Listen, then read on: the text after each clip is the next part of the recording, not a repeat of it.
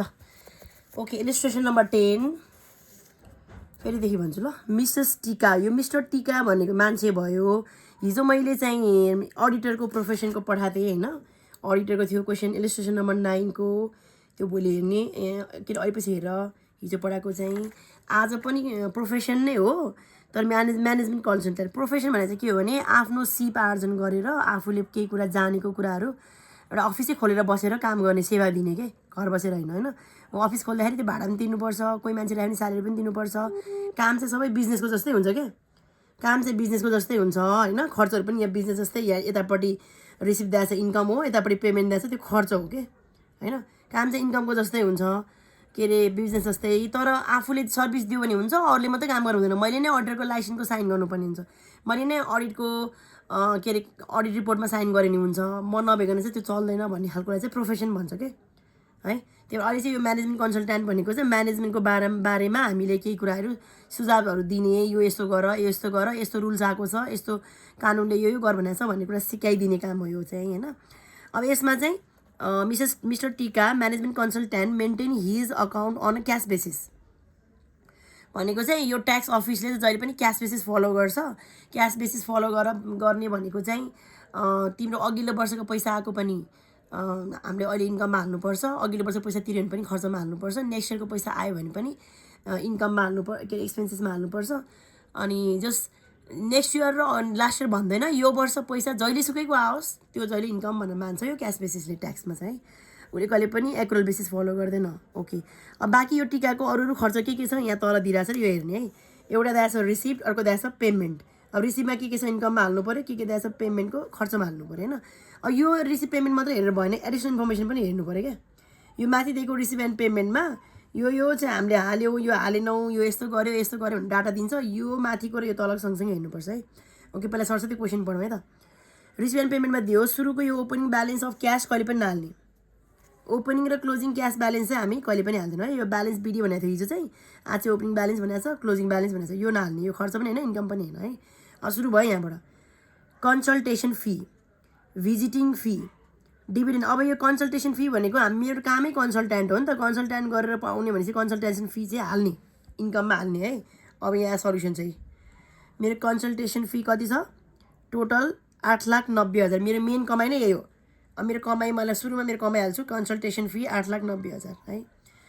अनि visiting fee भने चाहिँ म क्लाइन्टकोमा गएँ अनि यो म्यानेजमेन्टको कुराहरू सिकाउन गएँ कि आफ्नो अफिसमा बसेर काम गरिनँ म क्लाइन्टकोमा गएको होइन त्यो भिजिट गर्दा पनि मैले पैसा पाएँ त्यो पनि हाल्ने तर यो के हो नेटमा छ कि मैले इम्प्लोइमेन्ट च्याप्टरमा भनेको थिएँ नि कुनै कुराहरूलाई नेटलाई हामीले ग्रस बनाउनुपर्छ भन्थेँ नि होइन एडभान्समै ट्याक्स तिरिसक्यो त्यसलाई ग्रस बनाएर पुरा हाल्नुपर्छ भनेको कि त्यो हाम्रो लिस्ट अगाडिको फर्स्ट पेज जुन मैले इम्पोर्टेन्ट पेज भनेको थिएँ त्यो पेजमा मजाले भिजिटिङ फी भनेको चाहिँ एडभान्स छ फाइनल छैन फाइनल भएको चाहिँ हामी हाल्दैन थियौँ यहाँ नेट भनेको छ यो नेट भनेको चाहिँ ट्याक्स तिरिसक्यो भनेको हो कि ट्याक्स तिरेकोलाई चाहिँ मैले ट्याक्स नतिरेको बनाउनुपर्छ क्या ग्रस बनाउनुपर्छ भनेपछि अब यो भिजिटिङ फी भनेको चाहिँ 15% ट्याक्स काटेको हुन्छ त्यो लिस्टमा गएर पल्टाएर हेरेर ल मैले सुरुको एउटा फर्स्ट पेज यति फाइनल हो यति एडभान्स हो भन्ने कुरा जुन टेबल दिएको थिएँ त्यो टेबलमा गरेर भिजिटिङ फी भनेको चाहिँ 15% ट्याक्स काटेको हुन्छ भनेपछि यो जुन आएको 170 चाहिँ 15% ट्याक्स काटिसकेको छ क्या अब मलाई ट्याक्स काटेको इन्कममा त हाल्नु भएन मलाई त यहाँ के गर्नुपर्छ ग्रस गर्नुपर्छ अनि हामी ग्रस गर्दा के गर्थ्यौँ 170 भनेको 15% ट्याक्स काटेर बाँकी भएको 85% हो 170 डिभाइड बाई 85 गऱ्यो भने 1%मा झर्छ इन्टु 100 गरेपछि 100%मा झर्छ अनि कति आयो मेरो प्रफिट के इन्कम 2 लाख आयो है अब मैले जहिले पनि एडभान्स भनेको इन्कमको जुन ट्याक्स काटिसकेको छ त्यसलाई मैले के गरेँ ग्रस गरेँ भिजिटिङ फी है अनि अर्को चाहिँ याद छ कि छैन डिभिडेन्ड फ्रम एनबिबी लिमिटेड नेट भनेको छ डिभिडेन्ड दिएको कुनै पनि म्युचुअल फन्ड आएको अनि इन्ट्रेस्टहरू ब्याङ्कबाट आएकोलाई चाहिँ हामी जहिले के भन्थ्यौँ नेटै भए पनि फाइनल विथहोल्डिङ भन्छौँ हाल्दैनौँ भिजिटिङ फी चाहिँ नेट भने पनि मैले हालेँ किनभने यो लिस्टकोमा चाहिँ एडभान्स भन्ने लिस्टमा छ क्या फाइनलमा छैन तर डिभिडेन्ड चाहिँ फाइनलको लिस्टमा छ फाइनल भएको चाहिँ हामीले इन्कममा हाल्दैनौँ यो याद छ नि एडभान्स र फाइनल भनेको याद छ नि है अमिषा एसिका गरिमा भन त मलाई एकचोटि नेट भनेको ट्याक्स काटिसकेको फाइनलवाला ट्याक्स काटेको चाहिँ हामी हाल्दैनौँ एडभान्सवाला ट्याक्स काटेको चाहिँ नेट भनेकोलाई ग्रस बनाएर टोटल बनाएर हाल्छौँ अनि यहाँ मैले स्टार पनि लगाएँ मैले यहाँ स्टार लगाएँ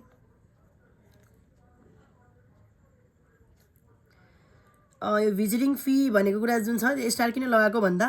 यो जुन 9% वाला छ नि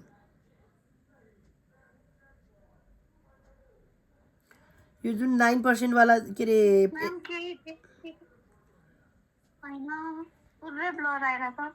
है त नजिक बनाउँछु तिमीले ऊ हेर्यौ के अरे फोटो पनि हेरिरहेछौ मैले व्हाट्सएप पठाएको एन्सरको फोटो हेरिरहेछ हेर त भिजिटिङ फी देख्यौ भिजिटिङ फी हेर त देख्यो कि देखेन मलाई भन त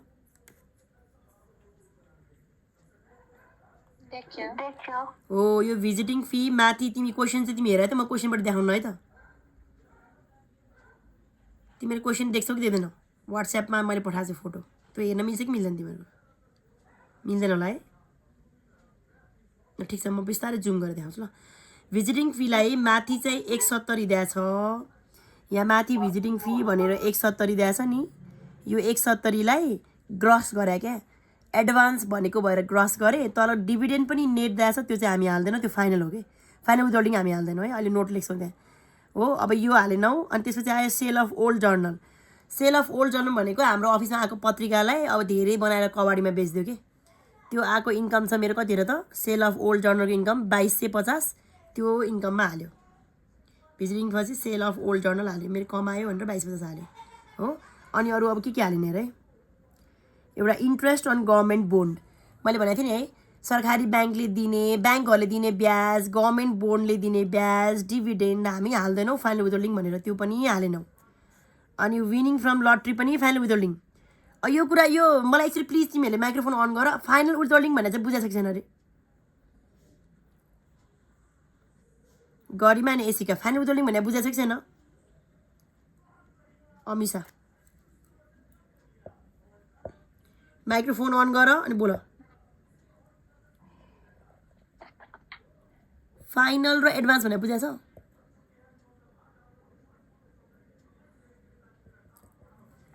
फाइनलको फाइनल एड हुँदैन हो यस यस फाइनल एड हुँदैन मैले एउटा फर्स्ट पेज तिमीलाई फोटो खिच्न लगाएको थिएँ नि फोल्ड गरेको वाला पेज अब यो मेरो यहाँ चाहिँ कहाँ छ प है यहाँ हैन त्यो पेज तिमीहरूसँग हुनुपर्छ त्यो पेजमा हामी फाइनल भनेको चाहिँ हामी हाल्दैन थियौँ यो पुरै पल्टारै बस्नुपर्छ कि फेरि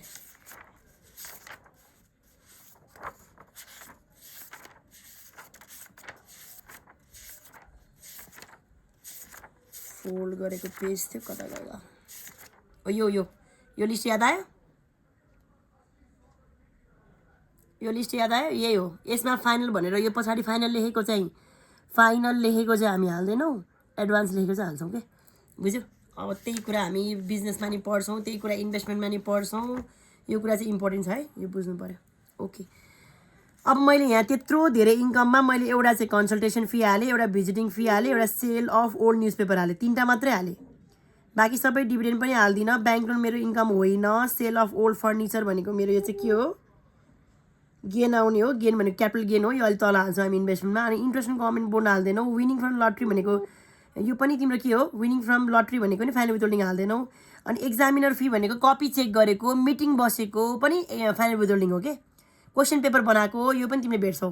मिटिङवालामा गएर लाइनमा हेऱ्यौ भने क्वेसन बनाएको कपी चेक गरेकोहरू पनि फाइनल विथहोल्डिङ अनि यो हालेनौँ हामीले अनि salary from part time lecture पनि हाल्दैनौँ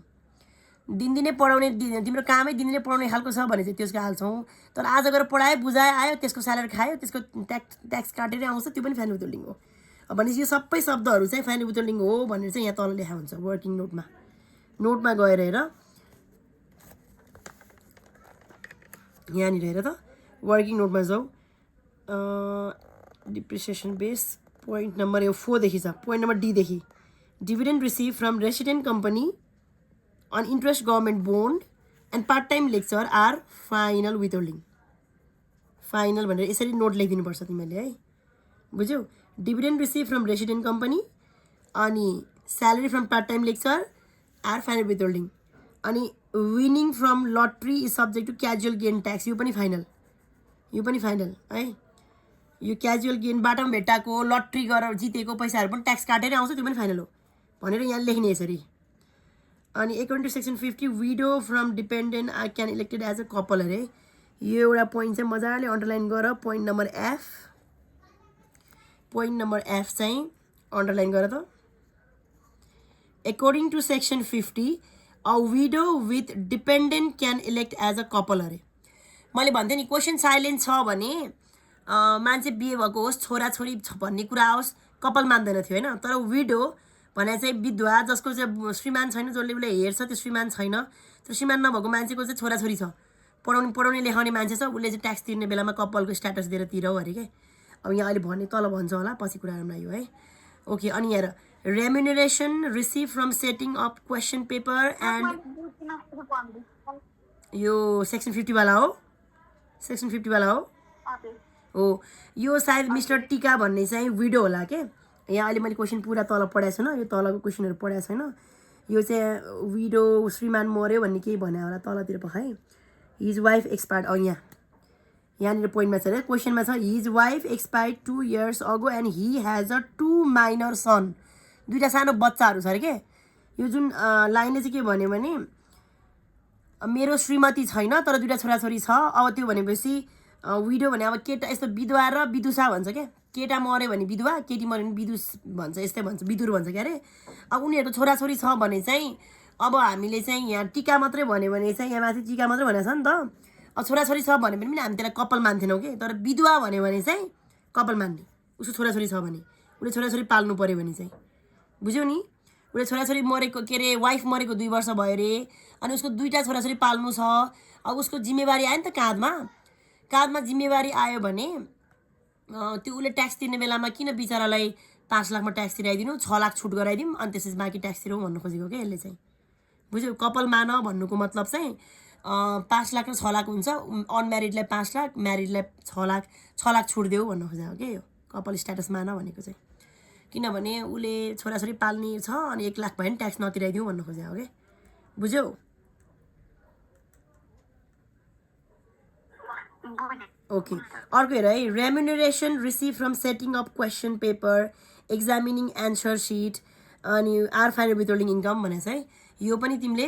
अगाडिको त्यो फर्मेटमा अहिले देखाएको फर्मेटमा बुझ्छौ यो होइन। अब क्वेसन पेपर सधैँ चेक गर्दैन, कहिलेकाहीँ चेक गर्छ, अनि क्वेसन बनाउने काम पनि सधैँ गर्दैन, पार्ट टाइम लेक्चर पनि कहिलेकाहीँ पढाउने भएको भएर यिनीहरूलाई चाहिँ अलिक फाइनल विथहोल्डिङ भनेर मान्छ कि है। ओके, अब जाउँ क्वेसनतिर जाउँ। सिरियली मैले इन्कमको सबै सकाएँ, अनि जुन इन्कम हालेँ तलको यो कमाइमा हालेँ, इन्कममा नहालेँ, जुन हालिनँ नोट लेखिदिएँ, के भन्नु नोट लेखेँ, फाइनल विथहोल्डिङ भन्दै लेख्यौँ है। अब जाउँ हाम्रो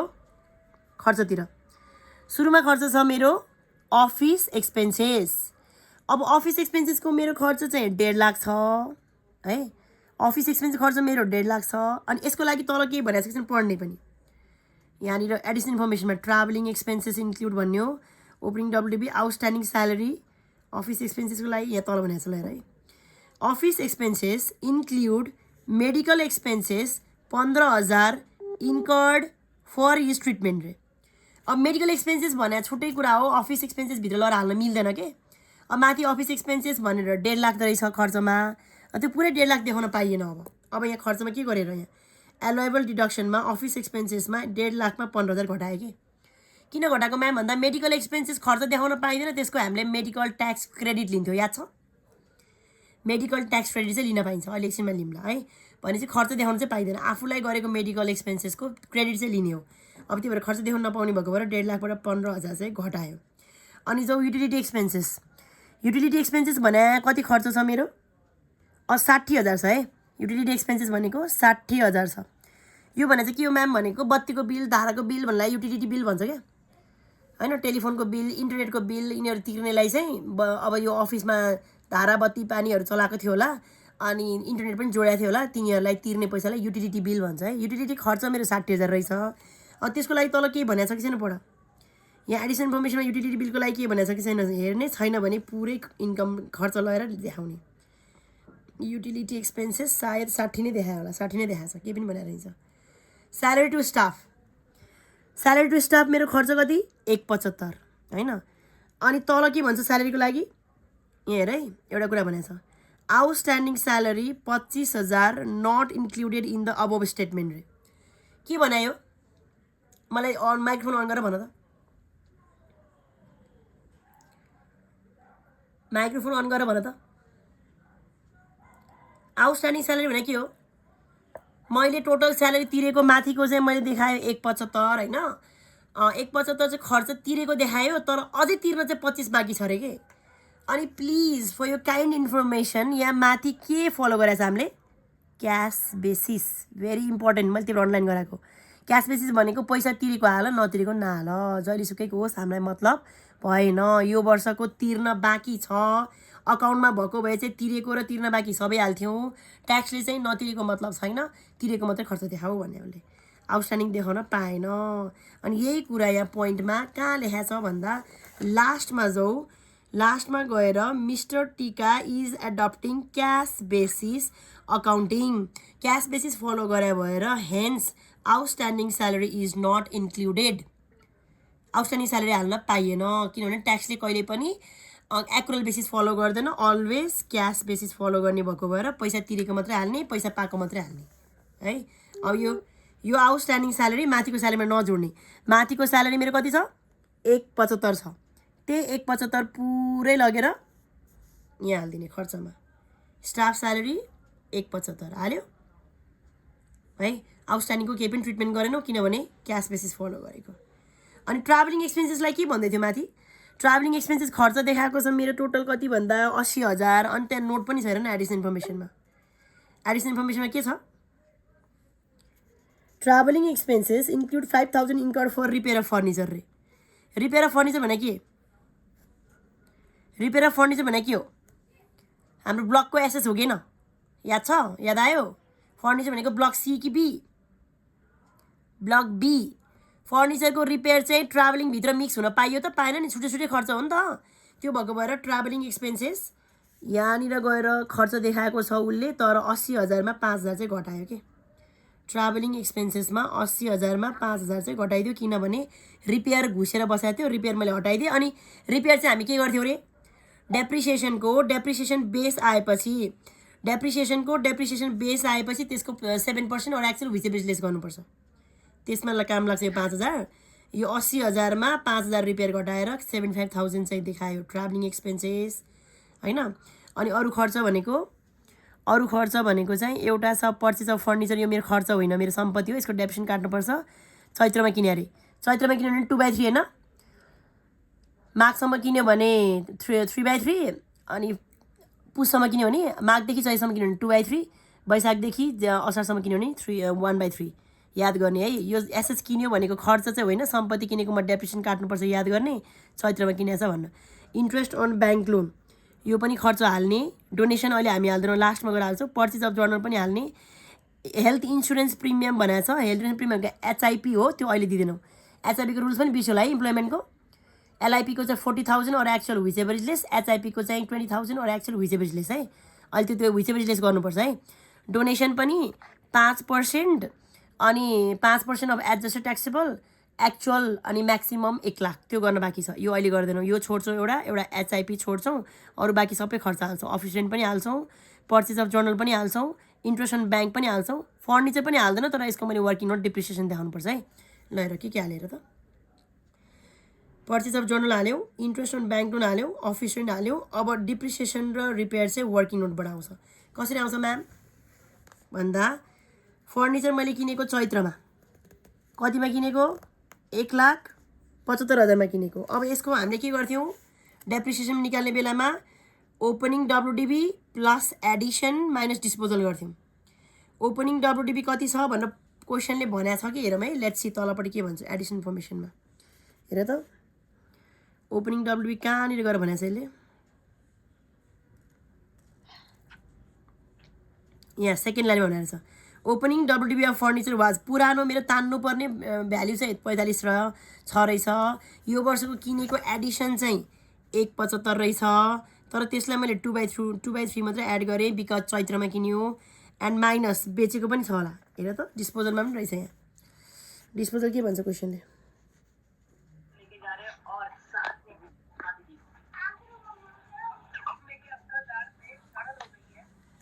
डिस्पोजल भनेर बेचेको छौँ यहाँ सेल अफ ओल्ड जर्नल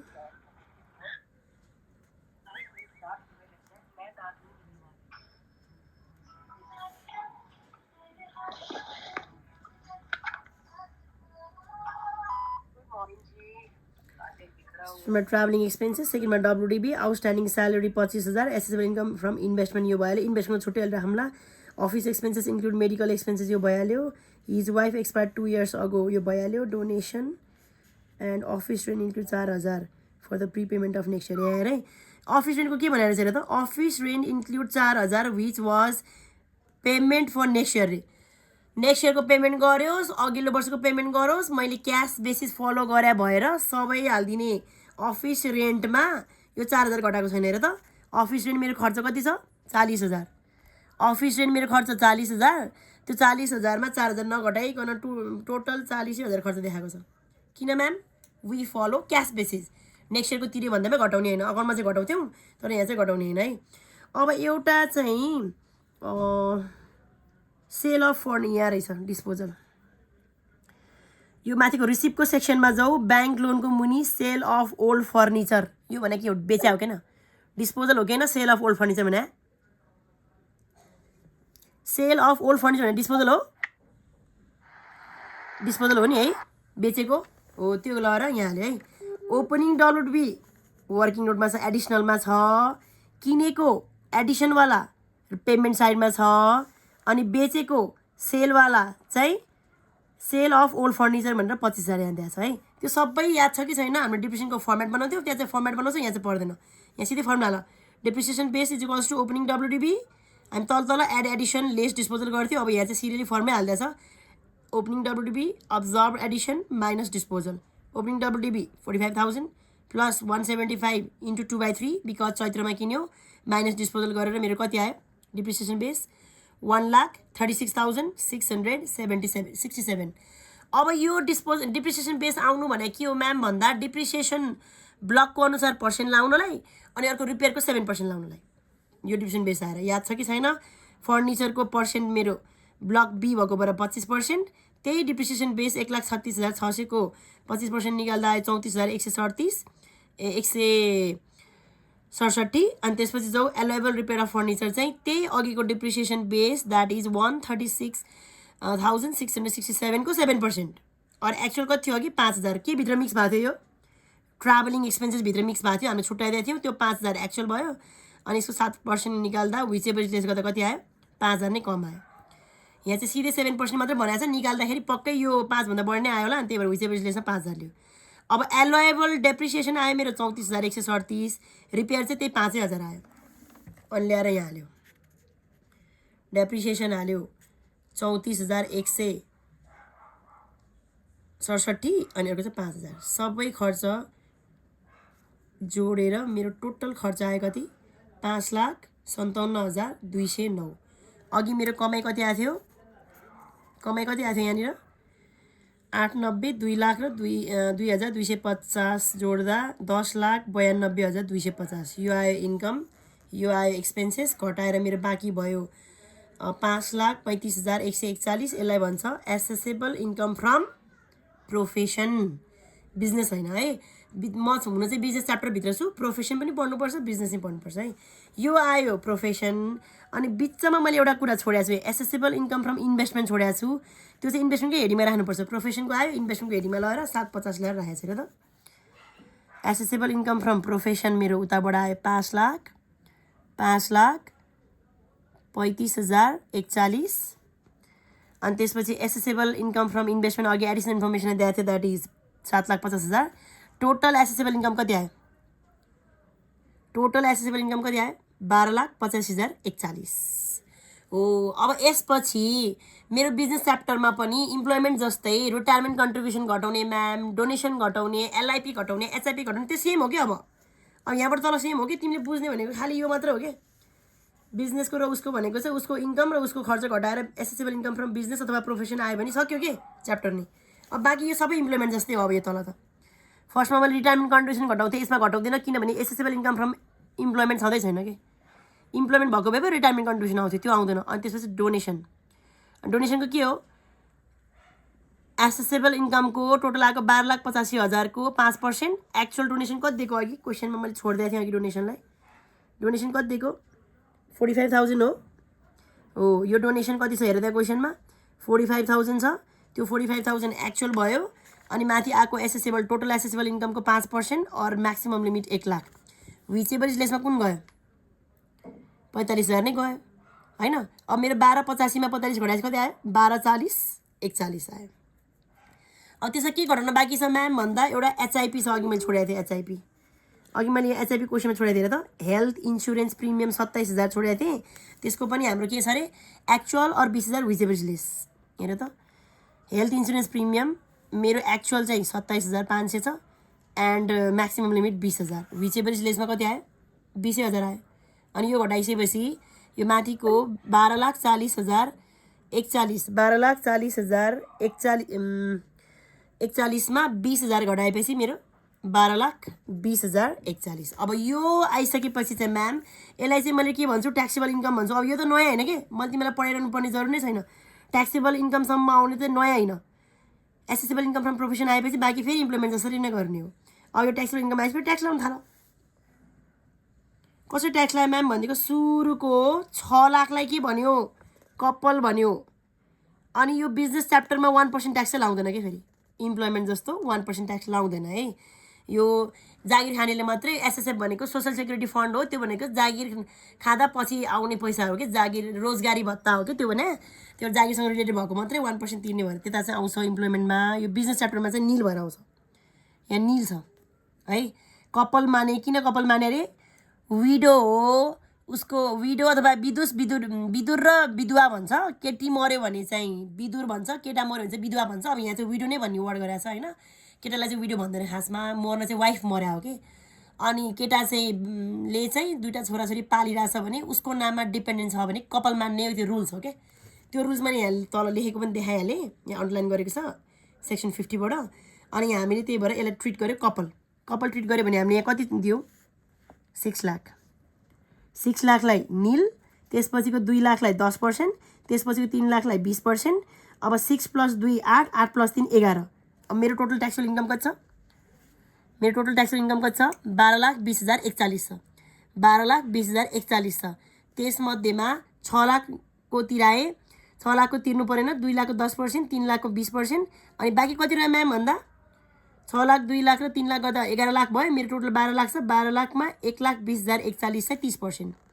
30% काटेपछि कति आयो यो सबै ट्याक्स काटेर आएर टोटल आउने ट्याक्सलाई चाहिँ ट्याक्सेबल इन्कम भन्छ म्याम। अनि मैले कहाँनिर गएर तारा लगाएको थिएँ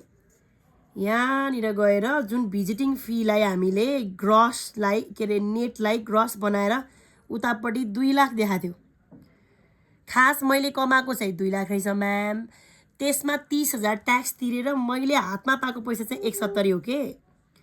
भनेपछि मतलब ती ट्याक्स मैले कति तिरिसकेको छु म्याम 30,000 तिरिसकेँ। अघि मैले स्टार लगाएको थिएँ तिरिसकेँ। हातमा मेरो 170 मात्रै परेको हो। तर मैले 170 परे पनि इन्कममा 2 लाखै देखाउनु पर्छ। अनि बाँकी 30,000 चाहिँ यहाँ एडभान्स ट्याक्स भनेर घटाइदिनु पर्छ। 30,000 हेर त भिजिटिङ फी एडभान्स ट्याक्सको भिजिटिङ फी भने ब्राकेटमा लगाएको छ। अनि त्यसको 30,000 यहाँ घटायो। मेरो त टोटल ट्याक्स आएको थियो 1,16,012। त्यसमा 30,000 चाहिँ एडभान्स ट्याक्स घटायो है। त्यहाँ 1,30,000 के अरे 1,16,012 मा 30,000 घटायो। अनि अर्को एउटा कुरा पनि छ नि मेडिकल ट्याक्स क्रेडिट। अघि ट्राभलिङ एक्सपेन्सेस हैन कुन भित्र थियो मेडिकल एक्सपेन्सेस आफ्नो लागि खर्च गरेको मेडिकल बिल तिरेको कुनको लागि थियो अफिस एक्सपेन्सेसमा थियो। Office expenses include medical expenses 15,000 भनेको थियो नि। त्यहाँ मैले खर्च घटाउन लगाएर अफिस एक्सपेन्सेसमा 1,50 मा 15 घटाएर खालि 1,35 मात्रै देखाएको थियो। अब 15,000 को जुन मेडिकल ट्याक्स क्रेडिट चाहिँ यहाँ दिने कि 15,000 को 15% भनेको कति आयो 2,250। अनि म्याक्सिमम लिमिट 750 विचेबल लेसमा 750 घटाइदिने। अनि बल्ल मेरो आयो। अब मैले टोटल ट्याक्स तिर्नुपर्ने 1,16,012 रुपियाँ थियो। त्यसमा 30,000 एडभान्स ट्याक्स तिरिसकेको थिएँ म्याम। अनि अर्को ट्याक्स क्रेडिट मैले 750 पाएँ। टोटल घटाएर मैले अब कति मात्रै तिर्नुपर्छ 85,262 मात्रै तिर्नुपर्छ। अनि लास्टमा यसरी नोट पनि लेखिन्छ, advance payment of office rent is deductible as he keep the account on cash basis. हामीले कुनै पनि खर्च एडभान्समा तिर्यो भने पनि खर्च घटाउन पाइन्छ क्यास बेसिस भएको भएर। आउटस्ट्यान्डिङ स्यालेरी चाहिँ हामीले घटाउन पाएनौँ किनभने त्यो चाहिँ पैसा तिरेको छैन, नतिरेको इन्कम हामी हाल्दैनौँ क्यास बेसिस भएर। सेकेन्डमा तिम्रो छ डेप्रिसिएसनको वर्किङ नोट गरेको, त्यसको फेरि रिपेयर पनि निकालेको थर्डमा। अनि अर्को डिभिडेन्ड र इन्ट्रेस्ट अनि स्यालेरीहरू चाहिँ फाइनल विथहोल्डिङ भनेर नहालेको, विनिङ फ्रम लटरी पनि फाइनल विथहोल्डिङ भनेर नहालेको। अनि विडो भएको भएर उसलाई 6 लाख दिएको, कपालको स्ट्याटस दिएर 6 लाख छुट दिएको सुरुमा। अनि किन छुट दिएको छ, विडो भएर त दिने होइन, खास उसको लागि छोराहरू डिपेन्डेन्ट छन् भनेर हो कि, डिपेन्डेन्टलाई पाल्नुपर्छ भनेर। अनि अर्को remuneration receive from setting up question and examination of answer सिटहरू पनि फाइनल विथहोल्डिङ हो, त्यही भएर नहालेको। अनि मिस्टर टिकाले चाहिँ क्यास बेसिस फलो गरे भएर आउटस्ट्यान्डिङ स्यालेरी नहालेको। यो चाहिँ अलरेडी माथि पनि लेखेको छ, यहाँ पनि दोहोऱ्याएर लेख्दैछ यो तलको चाहिँ। ल ओके, यति नै हो। भनेपछि एउटा क्वेसन पढेर कुन हाल्ने कुन नहाल्ने सिक्ने हो हामीले है त।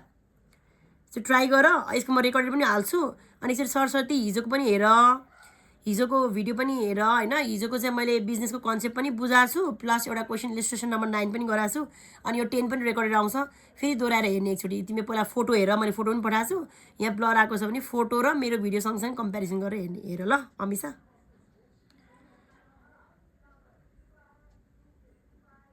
अमिसा